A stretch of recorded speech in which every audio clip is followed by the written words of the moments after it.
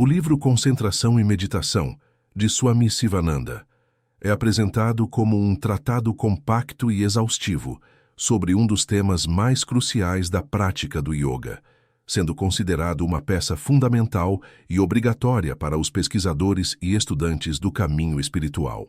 A obra foi originalmente publicada em 1945 com o título Concentration and Meditation e foi dedicada a yogis e bhaktas que se esforçam por atingir o bem supremo da vida através da concentração e da meditação. O prefácio destaca que o conteúdo constitui o núcleo interno da prática do yoga e a chave para a porta da iluminação interior. A tese central da obra de Swami Sivananda é que a concentração e a meditação não são como técnicas isoladas, mas como o ápice de um sistema hierárquico e causal de autotransformação.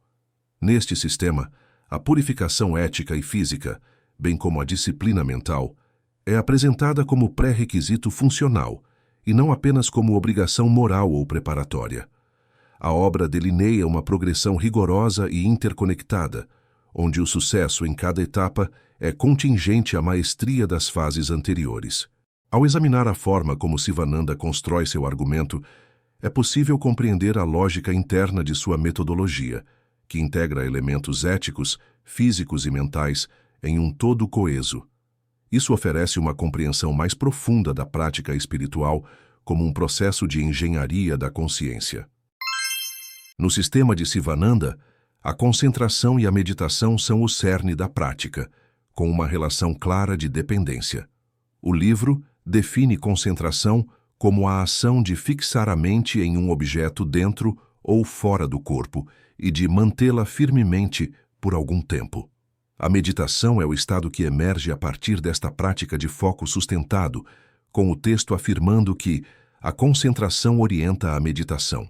Essa progressão do foco inicial, concentração para a absorção subsequente, meditação, estabelece uma relação de causa e efeito, indicando que a meditação não é alcançável sem o domínio prévio da concentração.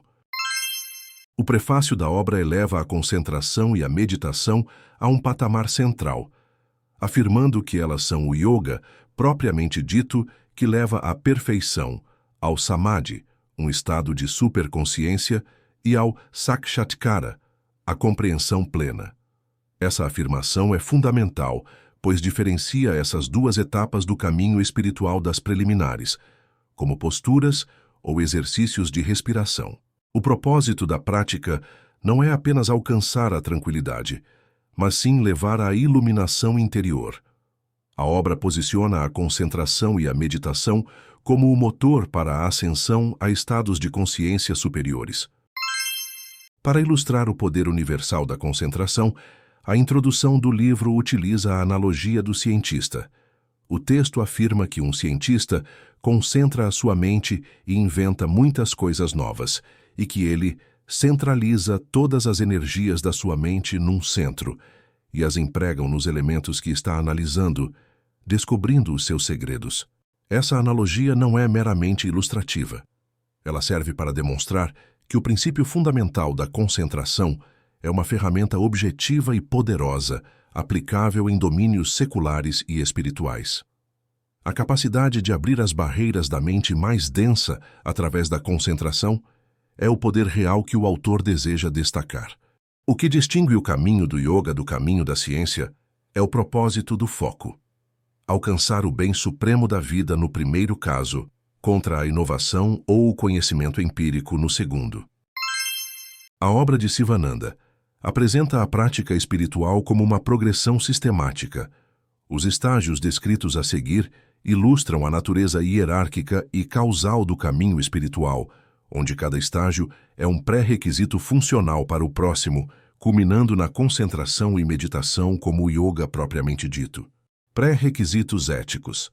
Práticas da boa conduta e pureza de pensamento, com o objetivo de purificar a mente para que a concentração seja benéfica e possível. Pré-requisitos físicos. Postura firme, controle da respiração e purificação do corpo vital, com o objetivo de criar estabilidade física e energética como base para o foco mental. Abstração. Separação das sensações dos objetos com o objetivo de dominar os sentidos para evitar distrações externas e internas. Concentração. Foco da mente em um único objeto, sendo este o primeiro passo para unificar a energia mental. Meditação. Manutenção sustentada do foco, estado subsequente à concentração, visando aprofundar a disciplina da mente, levando à absorção e iluminação. Samadhi e Sakshatkara. Estados de superconsciência e compreensão plena, sendo estes a perfeição e o objetivo final da prática do yoga. A análise do texto revela a primazia da ética como um alicerce inegociável para a prática. O autor adverte contra a falta de pureza de pensamento, afirmando que a concentração sem ela não traz benefício. Ele chega a criticar explicitamente estudantes tolos e impacientes que tentam a concentração sem um treinamento preliminar de ética, classificando isso como um erro sério e destacando que a perfeição ética é um assunto de importância primordial. A disciplina ética não é apresentada apenas como uma obrigação moral, mas como um mecanismo de gestão de energia mental. Uma mente assoberbada pelas paixões e por toda espécie de desejos fantásticos não consegue se concentrar, pois sua energia está dispersa. A purificação da mente através da boa conduta, portanto, é um pré-requisito funcional, pois cria a estabilidade e a calma necessárias para a prática.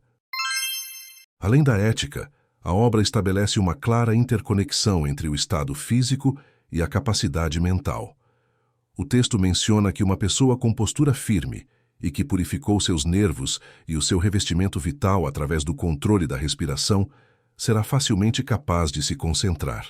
Isso sugere que a prática física, como a regularização da respiração, não é meramente um exercício, mas uma ferramenta para estabilizar o sistema nervoso e energético, construindo a infraestrutura necessária para a disciplina mental. O celibato é também mencionado como um meio de preservar sua energia para alcançar uma concentração profunda. Isso reforça a visão de que a prática espiritual é holística, onde a energia física e sexual pode ser transmutada e direcionada para o aprimoramento da capacidade de foco. A introdução do livro utiliza a metáfora da mente saltando como um macaco velho para descrever sua natureza. Esta analogia é mais do que uma descrição poética, é uma ferramenta didática que despersonaliza o problema do praticante. Ao descrever a mente como uma entidade separada que age de forma inquieta, o autor torna o obstáculo mais gerenciável. A metáfora sugere que a mente é um ser que precisa ser domado com esforço e paciência, reforçando a tese de que a concentração não é um talento inato, mas uma habilidade que pode ser cultivada através de disciplina. A obra instrui o praticante a seguir um caminho gradual, passo a passo. O autor utiliza uma metáfora arquitetônica, sugerindo que se deve assentar as bases da boa conduta, das posturas, da regularização da respiração e da abstração, antes de construir a superestrutura da concentração e da meditação. Esta metáfora sublinha a natureza incremental e cumulativa da prática. A abstração, definida como separando as sensações das coisas, é o último degrau antes da concentração, indicando que o domínio dos sentidos é um pré-requisito direto para o foco mental. A falha em estabelecer uma base sólida compromete toda a construção subsequente, reiterando que o caminho espiritual é uma engenharia sistemática. Para os praticantes iniciantes, a obra oferece exemplos de exercícios simples e tangíveis. O texto sugere concentrar-se no tic-tac da batida do relógio ou na chama de uma vela. Estes objetos externos e simples servem como pontos de ancoragem para uma mente que ainda não possui o controle necessário para focar internamente.